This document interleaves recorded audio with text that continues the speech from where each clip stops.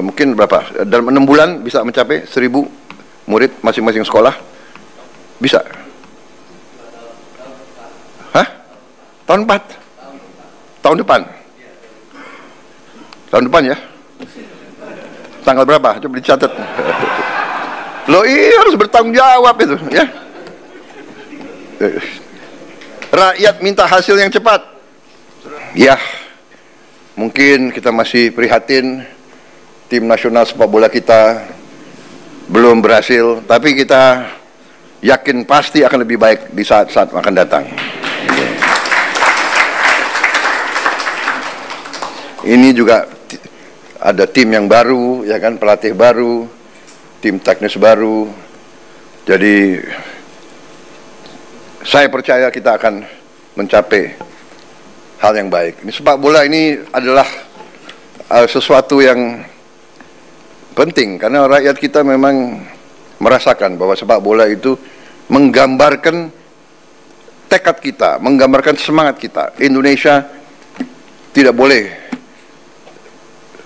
dianggap remeh oleh bangsa manapun di dunia, termasuk terutama di hal-hal seperti olahraga. Saudara-saudara sekalian,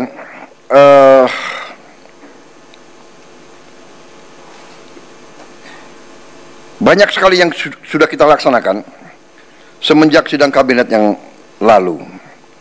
Mungkin karena banyaknya inisiatif kita, banyaknya terobosan kita, banyaknya kebijakan kita, mungkin narasi ke rakyat mungkin kurang sempurna, kurang intensif. Ya, ini saya kira perlu kita perbaiki komunikasi kita kepada rakyat.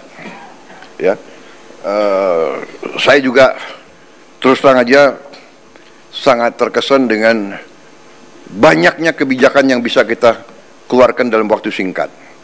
Dan ini karena kerja keras para menteri, para wakil menteri, para kepala badan. Saudara-saudara, salah satu yang utama yang harus saya sampaikan adalah bahwa di saat bulan-bulan ini, apalagi menjelang Ramadan dan Idul Fitri, kondisi pangan kita aman, kondisi pangan kita cukup terkendali. Saudara-saudara, ini jangan dianggap hal yang ringan. Kita negara keempat terbesar di dunia. Jumlah penduduk kita sangat besar. Dan bertahun-tahun kita selalu khawatir dengan keamanan pangan kita.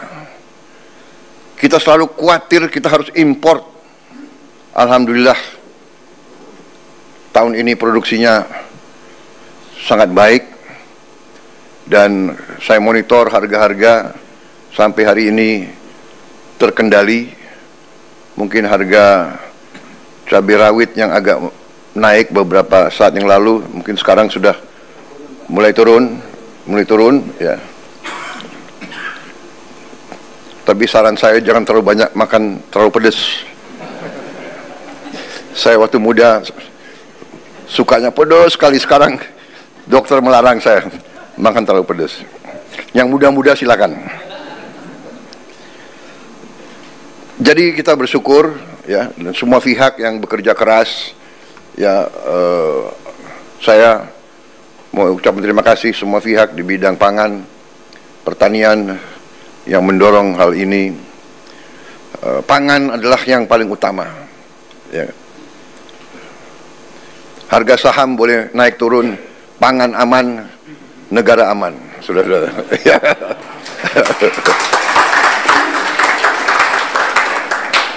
Saya lihat yang stres harga saham turun hanya beberapa orang di antara kalian. Marwar, siapa lagi itu? Tranggono, mana Tranggono? Tranggono. Oh, duduk sebelahan itu. Ini mana lagi ya? Kalau Budiman enggak, Budiman tenang aja karena nggak punya saham dia.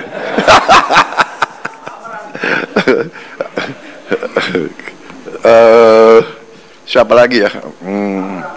Amran. Enggak, dia nggak main saham dia. Dia nggak main saham.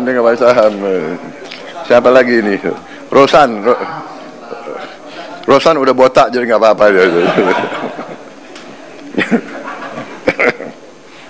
Jadi demikian saudara-saudara. Kemudian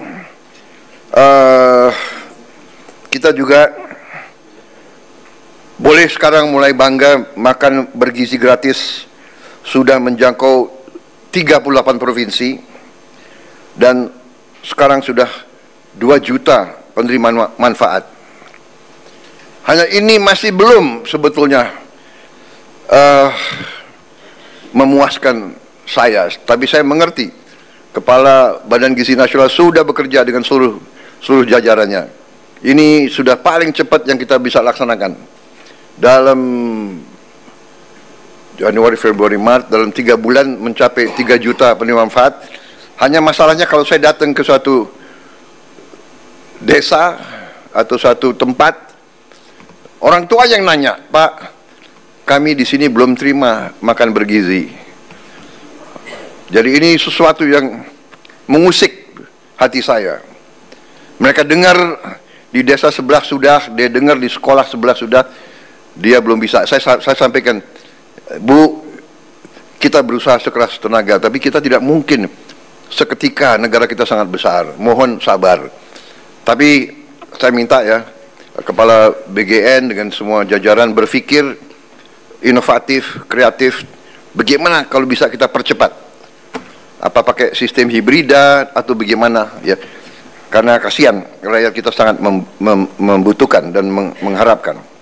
Tapi terima kasih, apapun terjadi ini suatu prestasi yang luar biasa. Saya terima surat-surat dari pimpinan-pimpinan dunia.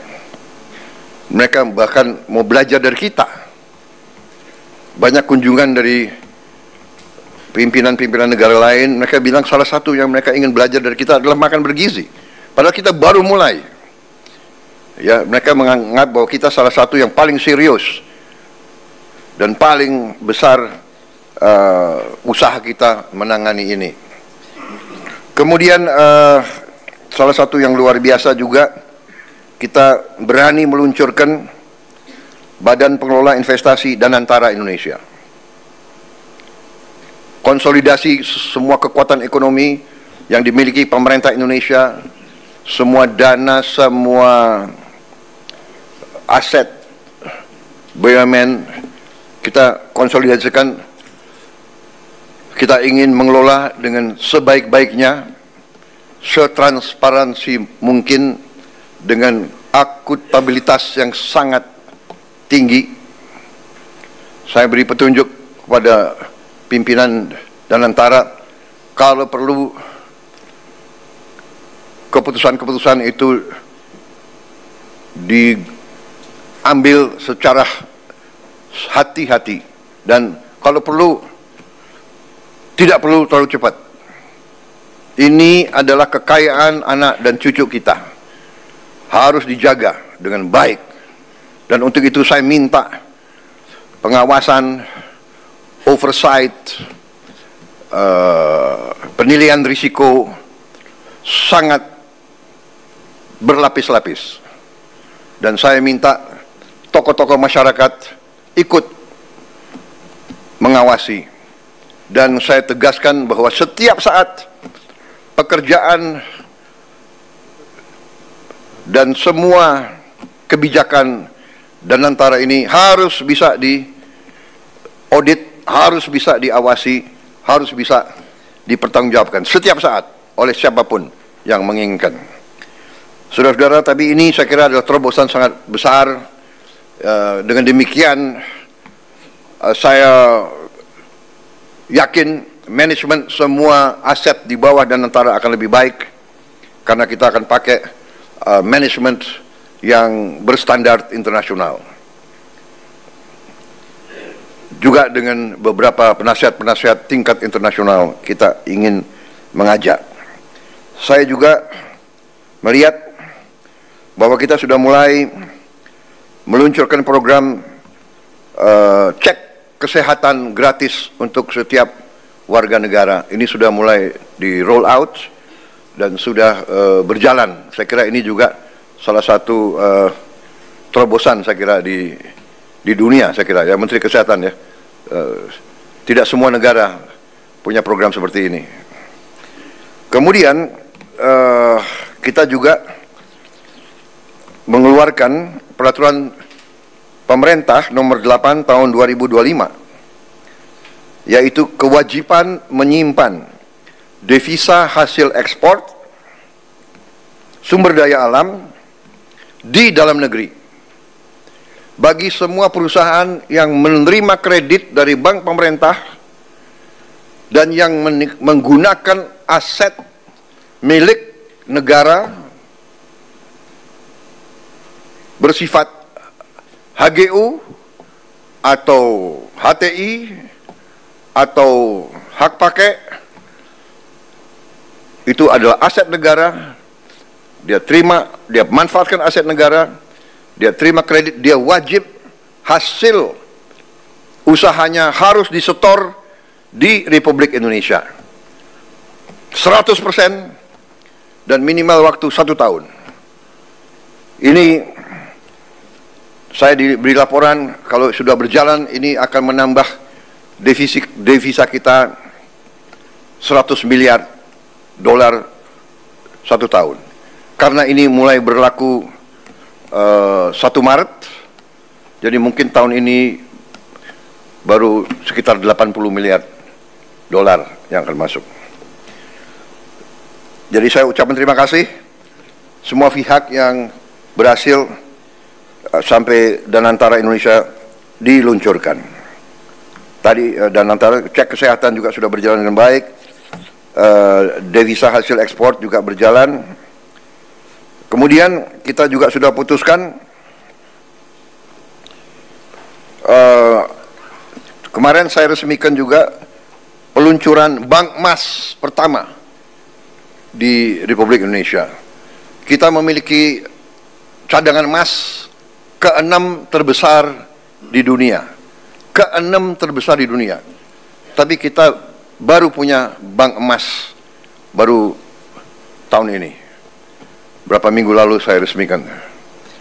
Jadi juga terima kasih semua pihak yang akhirnya kita sekarang punya bullion bank, bank emas, sehingga rakyat bisa menyimpan emasnya di Indonesia dan tidak di negara lain. Ada negara lain tidak punya satu pun tambang emas tapi dia punya bank emas, kan itu aneh itu.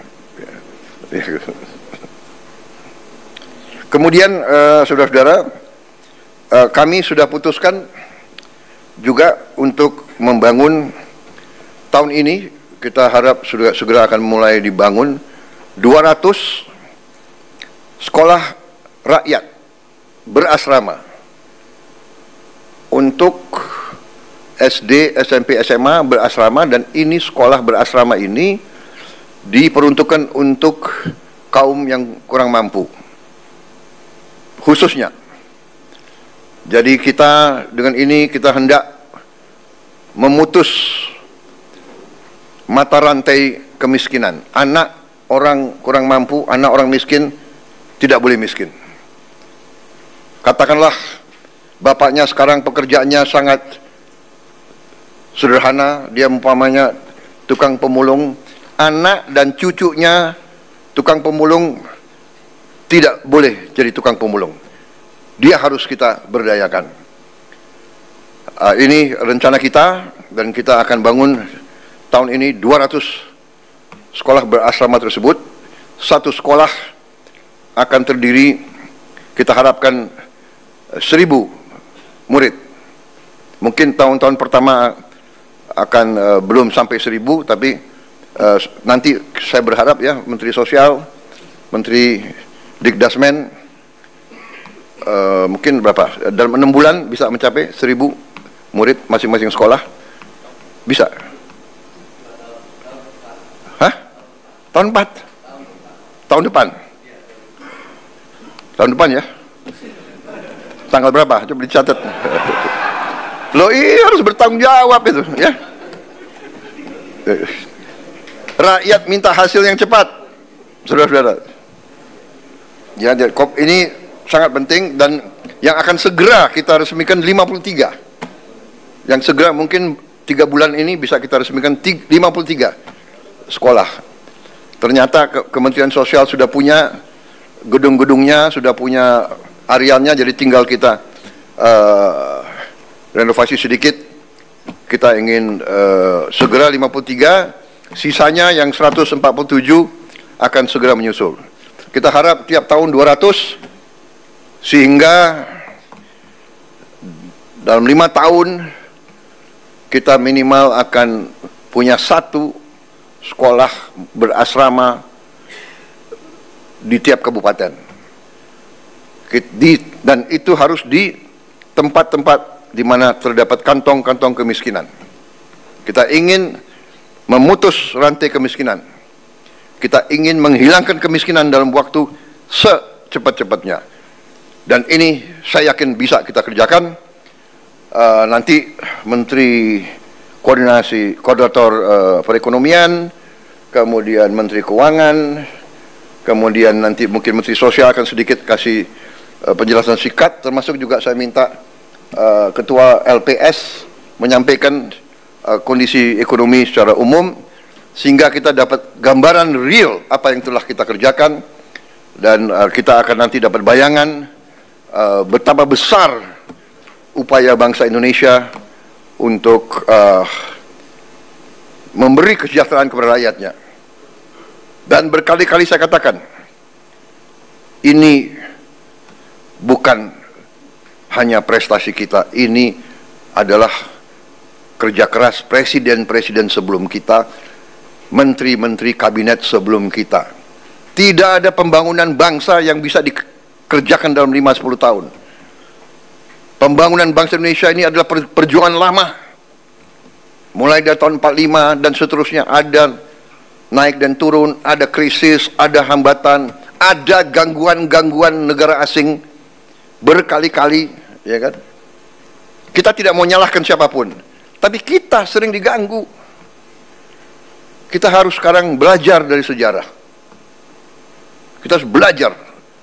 Dan sekarang kita semua unsur harus berjiwa besar. Kita atasi perbedaan dengan musyawarah. Kita terima kritik dengan besar hati, tapi kita jangan mau diadu domba. Kita harus bekerja dengan baik untuk rakyat kita. Saudara-saudara, kemudian salah satu juga keputusan besar kita adalah kita dalam waktu dekat akan membentuk 75.000 sampai 80.000 koperasi desa. Ada yang berbasis pertanian, ada yang berbasis nelayan, dan ada yang berbasis lain. Tapi intinya adalah kita ingin ekonomi desa, ekonomi rakyat yang paling bawah bergerak dengan cepat, memobilisasi kekuatan yang kita punya untuk menggerakkan seluruh ekonomi, dan ini akan ada suatu dampak yang sangat besar, keyakinan kami. Saudara-saudara, juga kita juga berhasil bekerja sama dengan swasta, sehingga THR bagi pekerja swasta, BUMN dan BUMD bisa diberikan paling lambat 7 hari sebelum Hari Raya Idul Fitri.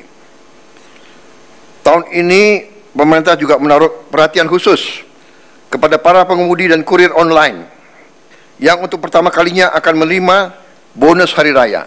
Ini karena kerjasama juga dengan pengusaha-pengusaha swasta. Saya mendengar mereka akan terima kurang lebih 1 juta tiap pekerja, demikian. Tapi saya menghimbau pengusaha swastanya, kalau bisa ya ditambahlah. Ini menghimbau, ya kan? Kalau menghimbau kan boleh, tidak ada paksaan kan? Tapi kalau presiden menghimbau ya. Menghimbau. Ini wartawan ya terus garis bawahi itu. Karena pengusaha harus tahu kalau masa yang bagus dia untung, ya dia juga harus memperhatikan para pekerjanya, ya kan? Justru para pekerja ini yang memberi keuntungan bagi dia. Juga THR dan gaji ke-13 bagi 9,4 juta aparatur negara. Ini sudah kita umumkan. Saudara-saudara, juga untuk membantu masyarakat, kita berhasil untuk menurunkan harga tiket pesawat dalam negeri mencapai 13% penurunan. Ini berlaku untuk periode penerbangan 24 Maret 2025 sampai 7 April 2025.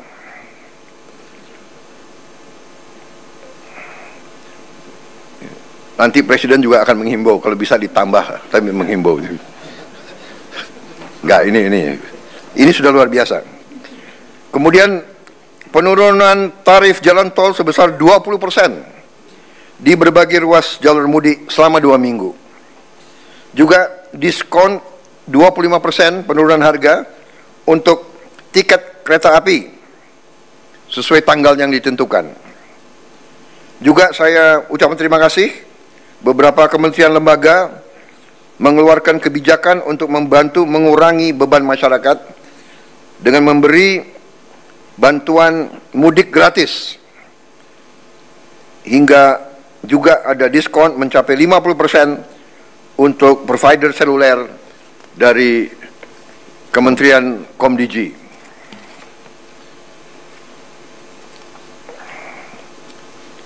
Saya kira dengan demikian persiapan mudik saya harap benar-benar disiapkan dengan baik.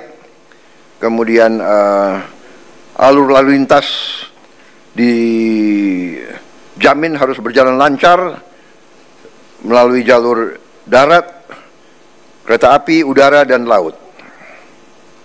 Tentunya Menteri Perhubungan yang akan leading dalam pengendalian dan koordinasi hal ini semua.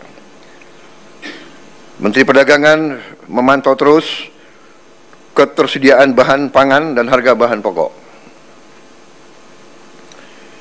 Juga kita antisipasi bahwa di sektor pariwisata ini juga akan meningkat dan perlu antisipasi dari Menteri Pariwisata hal-hal yang harus disiapkan.